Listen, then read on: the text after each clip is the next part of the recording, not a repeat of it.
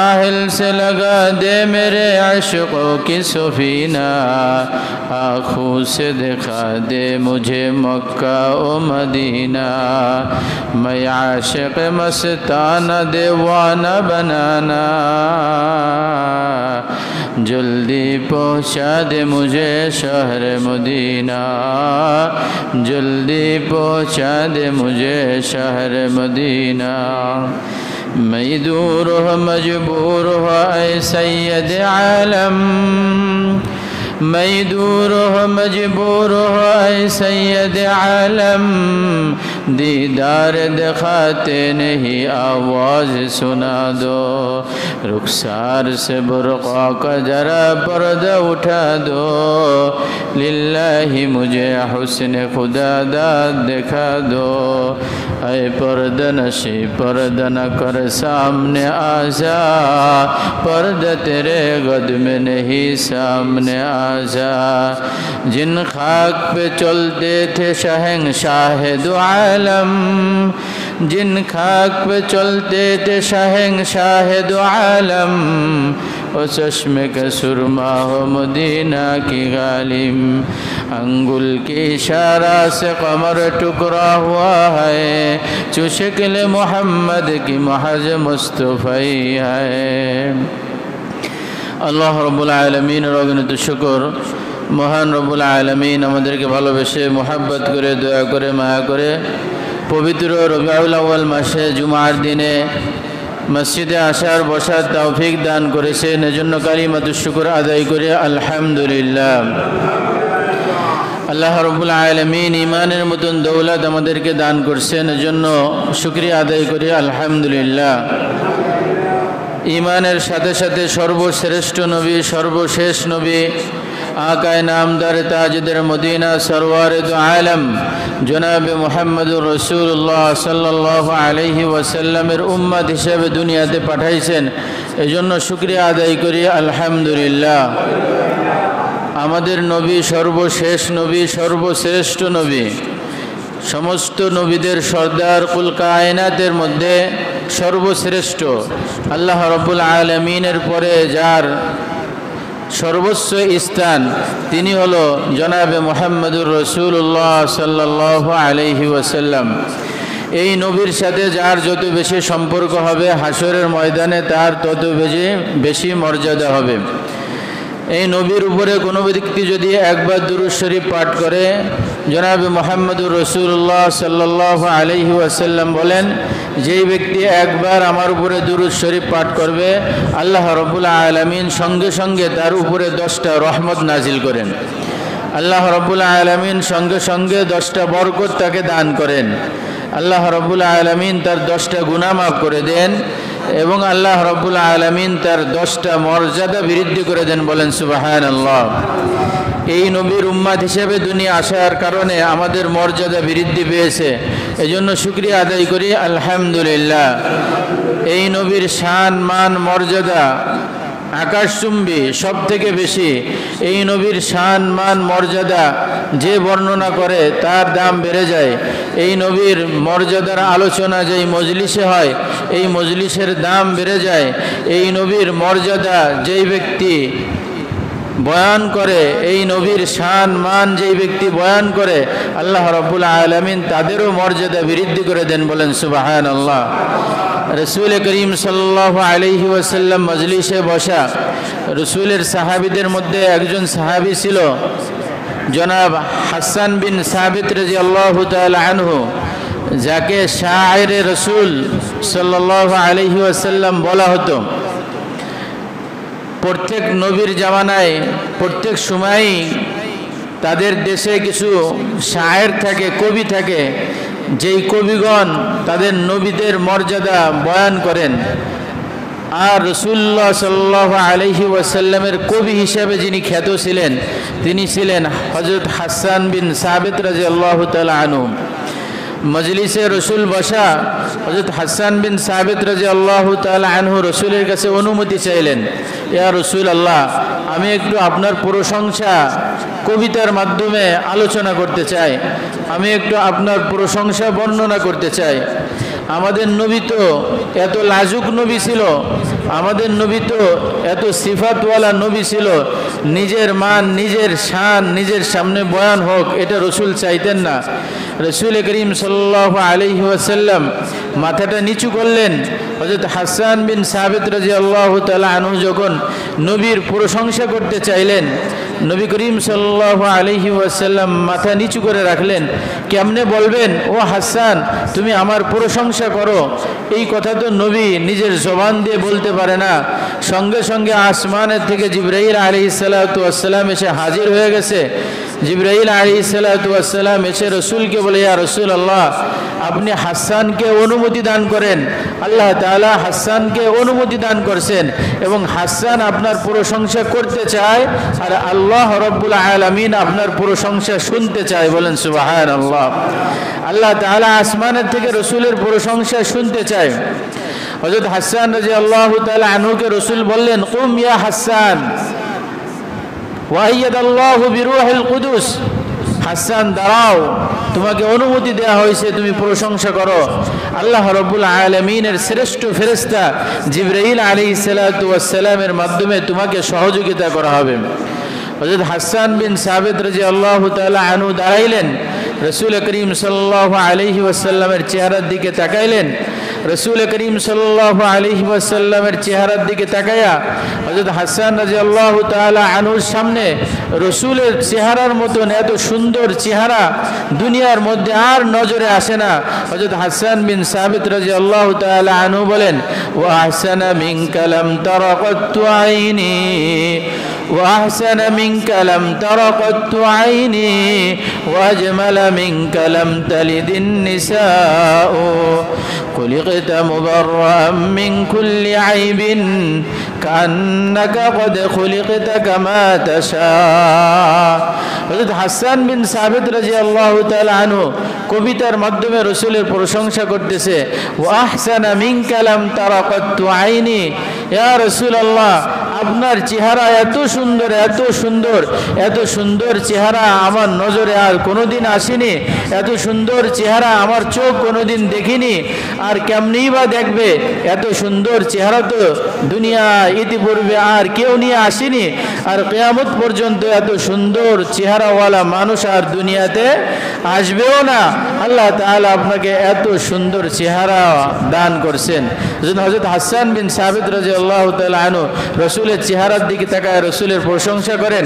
রসুল করিম সাল্লাল্লাহু আলাইহি ওয়াসাল্লাম মাথাটা নিচু করে বসা আছেন, আর হযরত হাসান জোর গলায় বলে, ওয়া আহসানা মিনকা লাম তারা কাত্তু আইনি ওয়া আজমালা মিনকা লাম তালিদুন নিসাউ, কোন চোখ এত সুন্দর মানুষ ইতিপূর্বে কখনো দেখিনি, এত সুন্দর চেহারাওয়ালা মানুষ ইতিপূর্বে দুনিয়াতে আসেনি।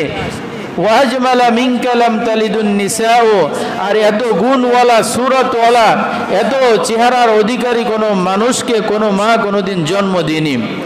দুনিয়াতে কোনো মা এরকম সন্তান জন্ম দিনি, আর এত সুন্দর ওয়ালা চেহারাওয়ালা মানুষ দুনিয়াতে ইতিপূর্বে আর আসেনি। আমাদের নবীর চেহারা এত সুন্দর ছিল এত সুন্দর ছিল, মুহাদ্দিসিনে কিরাম বর্ণনা করছেন, উলামায়ে কিরাম বর্ণনা করছেন, রাসূল করিম সাল্লাল্লাহু আলাইহি ওয়াসাল্লামের চেহারা আল্লাহ তাআলা এত সুন্দর যত দান করছিলেন। হাদিস শরীফের মধ্যে আসছে আল্লাহ রাব্বুল আলামিন সৌন্দর্যটাকে ভাগ করে 99 ভাগ সৌন্দর্য আল্লাহ রাব্বুল আলামিন নিজের কাছে রেখে দিয়েছেন, আর 1 ভাগ সৌন্দর্য 2 ভাগ করে আল্লাহ রাব্বুল আলামিন কুল কায়নাতকে 1 ভাগ সৌন্দর্য দান করছেন, আর হযরত ইউসুফ আলাইহিস সালাতু ওয়াস সালামকে আল্লাহ তাআলা 1 ভাগ সৌন্দর্য দান করছেন। বলেন সুবহানাল্লাহ। 99 ভাগ সৌন্দর্য আল্লাহ তাআলা নিজের কাছে রাখছেন, আর 1 ভাগকে 2 ভাগ করে অর্ধেক দান করছেন কুল কায়নাতের মধ্যে। আসমান জমিন চন্দ্র সূর্য গ্রহ নক্ষত্র গাছপালা মানুষ সমস্ত মাখলুকাতের মধ্যে আল্লাহ তাআলা অর্ধেক সৌন্দর্য দান করেছেন, আর হযরত ইউসুফ আলাইহিস সালাতু ওয়াস সালামকে আল্লাহ তাআলা অর্ধেক সৌন্দর্য দান করেছেন, আর 99 ভাগ সৌন্দর্য আল্লাহ তাআলা নিজের কাছে রাখছেন। আমাদের নবীকে আল্লাহ রাব্বুল আলামিন 99 ভাগ সৌন্দর্য দান করেছেন, বলেন সুবহানাল্লাহ।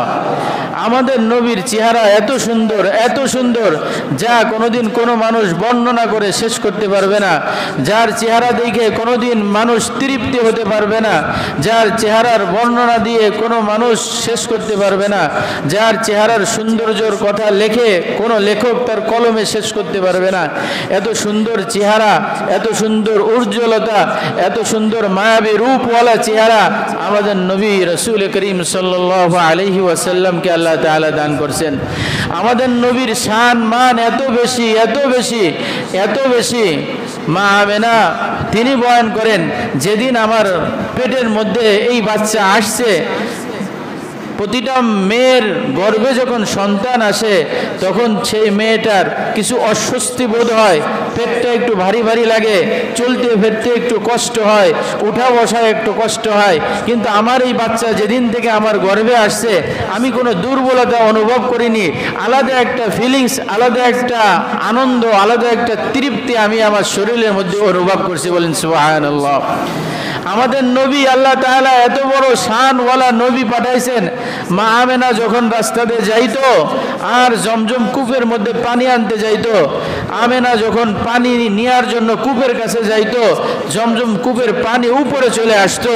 অন্য অন্য মেয়েরা বলতো, আমেনা তুমি চলে যাও না, তুমি একটু দাঁড়াও, তুমি যত সময় দাঁড়ায় থাকো কূপের পানি উপরে থাকে, তুমি চলে গেলে কূপের পানি নিচে চলে যায়, এজন্য তুমি একটু অপেক্ষা করো, আমরা একটু কূপের থেকে পানি নিয়ে নিই। আমাদের নবীর মা নবীকে গর্ভে নিয়ে কূপের কাছে আসলে কূপের থেকে পানি উপরে চলে আসতো, বলেন সুবহানাল্লাহ। এত শানওয়ালা নবী, এত দামি নবী, এত মর্যাদাবান নবী। হযরত হাসান বিন সাবিত রাদিয়াল্লাহু তাআলা আনহু, রাসূল মাথাটা নিচু করে বসে আছে, আর হযরত হাসান রাদিয়াল্লাহু তাআলা আনহু কবিতার মাধ্যমে বর্ণনা করতেছেন, ওয়া আহসানা মিনকা লাম তারা কাত্তু আইনি, ওয়া আহসানা মিনকা লাম তারা কাত্তু আইনি, ওয়া আজমালা মিনকা লাম তালিদুন নিসাও। এত সুন্দর চেহারা দুনিয়ায় আর কোনো ব্যক্তি নিয়ে আসেনি, এত সুন্দর চেহারাওয়ালা মানুষ দুনিয়ায় আর কোনো ব্যক্তি আসবেও না, এত সুন্দর উজ্জ্বলওয়ালা মানুষ দুনিয়াতে একজনই আছে, আর কোনো মা এত সুন্দর চেহারাওয়ালা মানুষকে কোনোদিন জন্ম দিইনি আর দেবেও না। হযরত হাসান বিন সাবিত রাদিয়াল্লাহু তাআলা আনহু রাসূলের শানে এই কবিতা বর্ণনা করে। পরের লাইন হযরত হাসান বিন সাবিত রাদিয়াল্লাহু তাআলা আনহু বলেন, খুলিকতা মুবাররাআম মিন কুল্লি আইবিন কান্নাকা কদ খুলিকতা কামা তাশাউ। আপনাকে সৃষ্টি করা হয়েছে সমস্ত দোষ ত্রুটি মুক্ত হিসাবে। আপনার শরীরের মধ্যে, আপনার সূরাতের মধ্যে, আপনার সিরাতের মধ্যে কোনো খুঁত নাই, কোনো খুঁত নাই। এজন্য তো কবি বলেন, তেরে সূরত সবসে বেহতর তেরে সূরত নেক হায়, তেরে সূরত সবসে বেহতর তেরে সূরত নেক হায়, इसलिए आशिक हुआ मैं तू मेरा माशूक है। হযরত সাদি রাদিয়াল্লাহু তাআলা আনহু তিনি বলেন, ইয়া সাহিবাল জামালি ইয়া সাইয়্যিদাল বাশার, ইয়া সাহিবাল জামালি ইয়া সাইয়্যিদাল বাশার, বিওয়াজহিকাল মুনীর লাকাদ নাওয়ারাল কমার, লা ইউমকিনুস সানাউ কামা কানা হাক্কাহু, بعد از بزرگو بعد از خدا بزرگو توی قصه مختصر। হযরত শেখ সাদি রাহমাতুল্লাহি আলাইহি বলেন, ইয়া সাহিবাল জামাল ইয়া সাহিবাল বাশার, হে সৌন্দর্যের অধিকারী, রূপ ও সৌন্দর্য মণ্ডিত ব্যক্তি, আপনার গুণের কথা কি বলবো? আরে চন্দ্র তো আপনার রূপের থেকে আলো ধার নিয়ে সে আলো মানুষের সামনে প্রকাশ করে। সূর্যটা আলো আপনার চেহারা থেকে নিয়ে তারপরে সে তার আলো প্রকাশ করে। লা ইউমকিনুস সামাউ কামা কানা হাক্কাহু, আপনার প্রশংসা আমার জবানে বলে শেষ করা সম্ভব নয়। একটা কথাই বলে দিই, আল্লাহর পরে আপনারই স্থান। বলেন সুবহানাল্লাহ। আল্লাহর পরে স্থান কার? জনাবে মুহাম্মদুর রাসূলুল্লাহ সাল্লাল্লাহু আলাইহি ওয়াসাল্লাম। এই শানওয়ালা নবী, এত শানওয়ালা, এত মর্যাদাওয়ালা নবী, এই নবী করিম সাল্লাল্লাহু আলাইহি ওয়াসাল্লাম আমাদের মাঝে দুনিয়াতে জন্মগ্রহণ করছে। তার জন্মগ্রহণটা এটা আকর্ষিক, এটা মুআজিজা, এটা অতুলনীয়। আল্লাহ তাআলা মুআজিজা কারামত এত পরিমাণ দান করছে। হযরত আমিনা বলেন, যেদিন আমার সন্তান দুনিয়াতে আসছে আমি দেখি যে শুধু আমার ঘর নয়, সমস্ত আরব মরুভূমি আলোতে রূপান্তরিত হয়ে গেছে। সমস্ত মানুষ দুনিয়াতে আছে, একটা সিস্টেম আছে, মার সাথে নারীর একটা সম্পর্ক থাকে। আমাদের নবী করিম সাল্লাল্লাহু আলাইহি ওয়াসাল্লামকে আল্লাহ তাআলা স্পেশাল মর্যাদা দিয়ে দান করছেন। রাসূল করিম সাল্লাল্লাহু আলাইহি ওয়াসাল্লাম দুনিয়ায় ভূমিষ্ঠ হয়েছেন নার কাটা অবস্থায়। বলেন সুবহানাল্লাহ। সমস্ত পুরুষদের জন্মের পরে একটা বয়সে তাদেরকে খাতনা করানো হয়। আমাদের নবীকে আল্লাহ রাব্বুল আলামিন খাতনারত অবস্থায় দুনিয়াতে পাঠাইছেন। বলেন সুবহানাল্লাহ। সমস্ত মানুষ দুনিয়াতে আসে কান্নাকাটি করতে করতে, আর আমাদের নবী দুনিয়াতে আসছে সিজদারত অবস্থায়। বলেন সুবহানাল্লাহ। সিজদার অবস্থায় এসে আল্লাহ তাআলার প্রশংসা করেন। আমাদের নবী তো এমন শানওয়ালা নবী। আমাদের নবী দুনিয়াতে আসছে, আল্লাহ রাব্বুল আলামিন দুনিয়াতে আমার নবীকে পালন করবেন ঝামেলা মুক্ত এলাকায়, ঝামেলা মুক্ত আবহাওয়ায় পালন করবেন। এজন্য আমাদের নবীর দুধ মা হিসাবে ধার্য করা হয়েছে, বাজেট করা হয়েছে হযরত হালিমাতুস সাদিয়া রাদিয়াল্লাহু তাআলা আনহাকে। হযরত হালিমাতুস সাদিয়া রাদিয়াল্লাহু তাআলা আনহা তিনি অনেক নমনীয়, ভদ্র এবং খুব ধার্মিক ব্যক্তি ছিলেন এবং খুব ধৈর্যশীলা ব্যক্তি ছিলেন। হযরত হালিমাতুস সাদিয়া তিনি বর্ণনা করেন, আরবে আমরা দুগ্ধপোষ্য বাচ্চা, যেই সমস্ত বাচ্চা দুধ পালন করে, এই দুধ পান করানোর জন্য আরবদের একটা রেওয়াজ ছিল। তারা বিভিন্ন গ্রামগঞ্জে এই বাচ্চাদেরকে দুধ পান করানোর জন্য পাঠায় দেয়। বিভিন্ন গ্রামগঞ্জে পাঠানোর কারণ ছিল গ্রামের আবহাওয়াগুলো ভালো থাকে, গ্রামের ভাষা ভালো থাকে। শহরের ভাষা অনেক মানুষের আগমন থাকার কারণে ভাষাগুলো বিভিন্ন ভ্যারাইটিস ভাষা হয়ে যায়, যার কারণে ছোট্ট ছোট্ট বাচ্চারা ভালো ভাষা শিখতে পারে না। এজন্য আরব দেশের একটা রেওয়াজ ছিল, তারা তাদের বাচ্চাদেরকে দুধ পান করার জন্য আশেপাশে গ্রাম অঞ্চলে পাঠিয়ে দিত। আবহাওয়া ভালো ছিল এবং তারা ভাষা ভালোভাবে শিখতে পারত। সেই হিসাবে যেই স্থানে ছোট্ট ছোট্ট বাচ্চাকে আনা হতো, ওরকম একটা বাজারে হালিমাতুস সাদিয়া খুবই নিঃস্ব মানুষ ছিল, গরিব মানুষ ছিল, অভাবী মানুষ ছিল, দুর্বল মানুষ ছিল। স্বামী স্ত্রী মিলে দুর্বল একটা বাহনে করে তারা ওই ময়দানে আসছে, আরব দেশে আসছে বাচ্চা নেওয়ার জন্য। আরব দেশের নাদুস নুদুস যে সমস্ত বাচ্চা ছিল, সে সমস্ত বাচ্চাদেরকে ভালো ভালো যেই সমস্ত মেয়েরা ছিল তারা নিয়ে গেল। আমাদের নবী এতিম নবী ছিল, আমাদের নবীর পিছনে বড় ধরনের সাপোর্ট ছিল না। এজন্য আমাদের এতিম নবীর কথা যখন কেউ শুনতো, ভালো ভালো এলাকার মানুষ কেউ নিতে চাইতো না। হযরত হালিমাতুস সাদিয়া বয়ান করে, আমিও বাচ্চা খুঁজতে খুঁজতে পাইলাম না, আর মুহাম্মদুর রাসূলুল্লাহ সাল্লাল্লাহু আলাইহি ওয়াসাল্লামকে নেওয়ার মতন লোকও পাওয়া গেল না।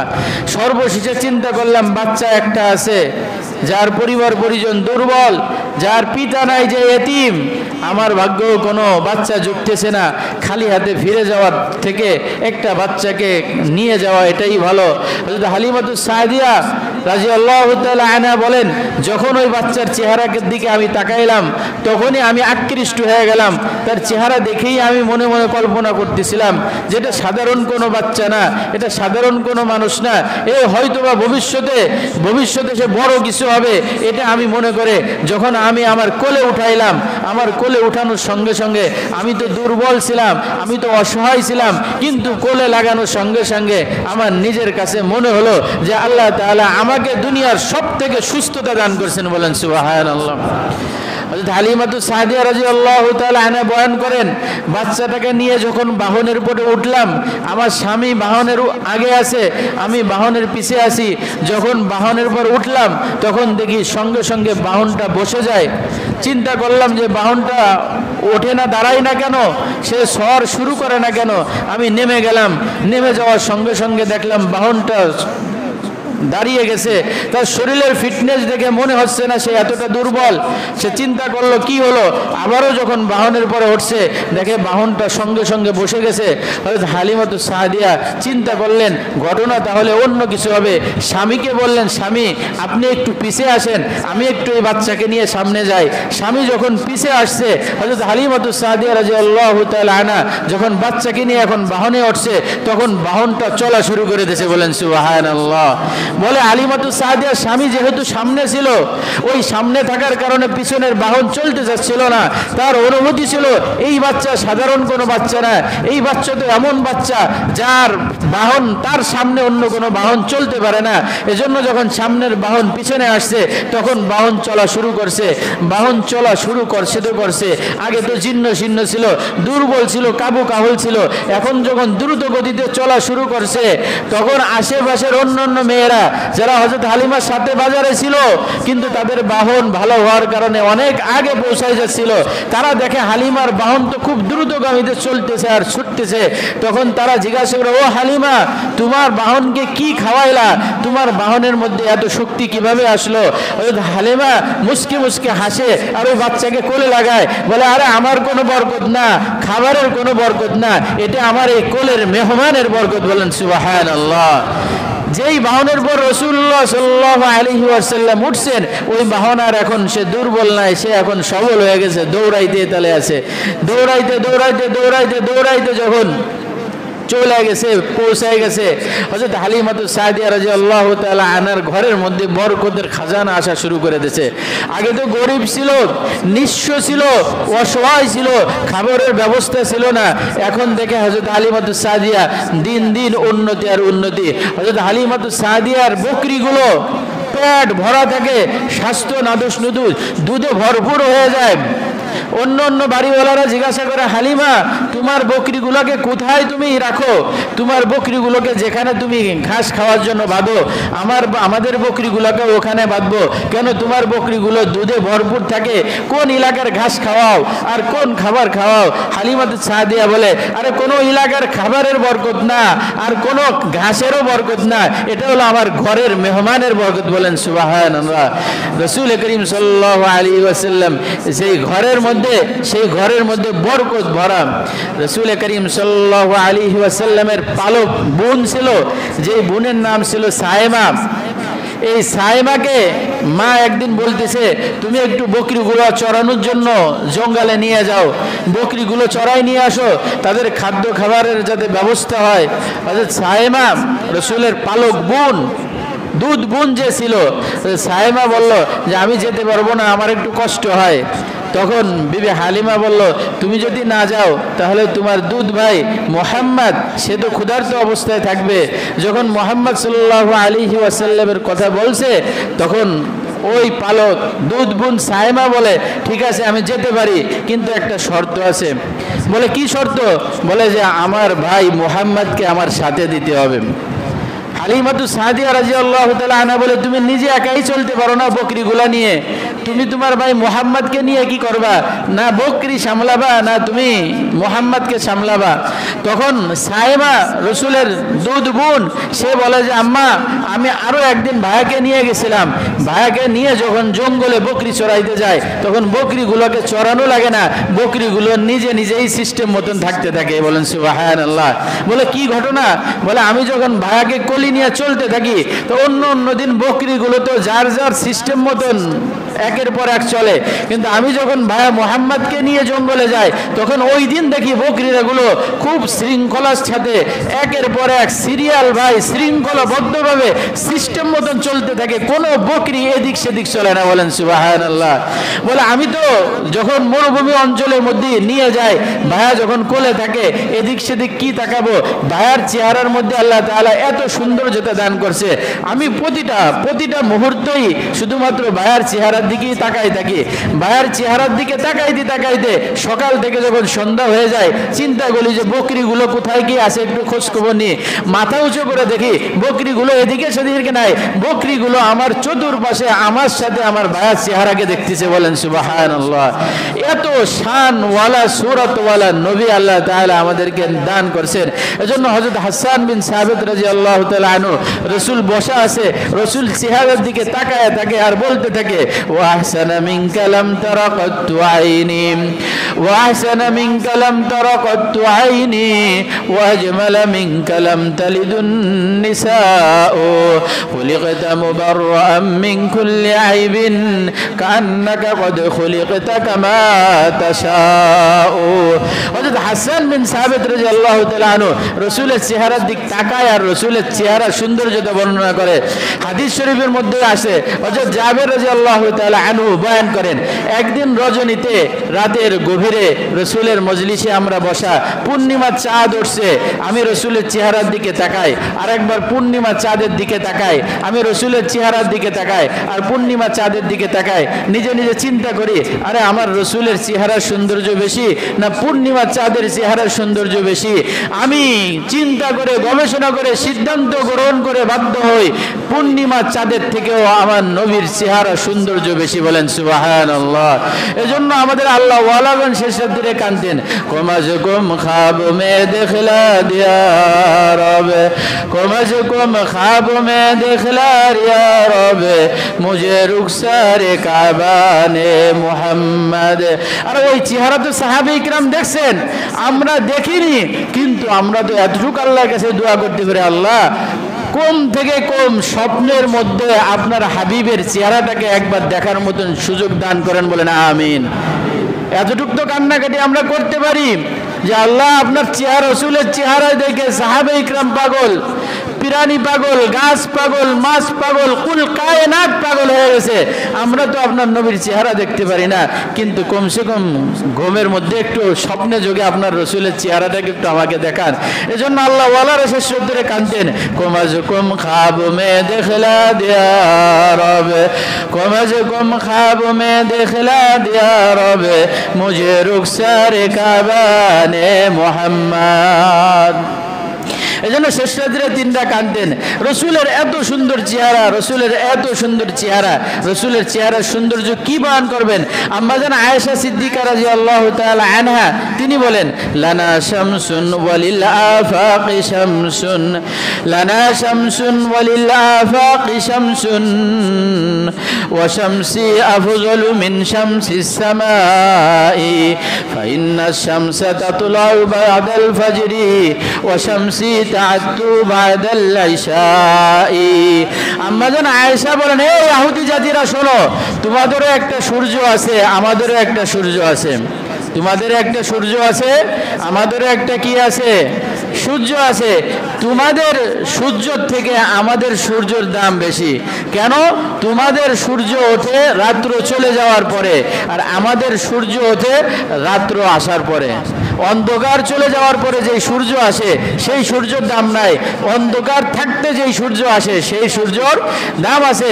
আমাদের আয়েশা বুঝান আরে তোমাদের তো একটা সূর্য আছে আসমানের সূর্য, আমাদেরও একটা সূর্য আছে, আমাদের সূর্যের নাম জনাবে মুহাম্মদুর রাসূলুল্লাহ সাল্লাল্লাহু আলাইহি ওয়াসাল্লাম।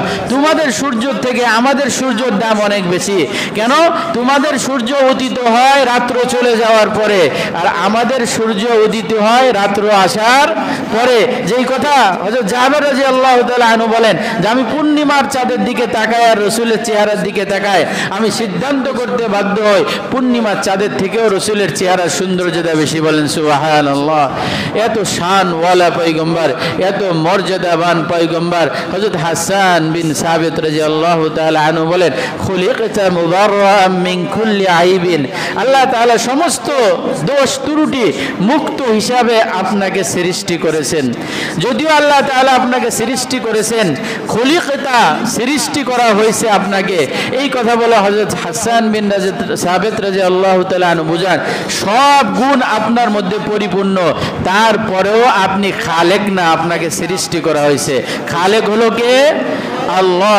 খলিকতা হযরত হাসান বিন সাবিত এই কথার দ্বারা এটাই প্রমাণ করেন যে আপনাকে সৃষ্টি করা হয়েছে, সব গুণ আপনার মধ্যে আছে, তারপরেও আপনি খালেক না। খালেক কে?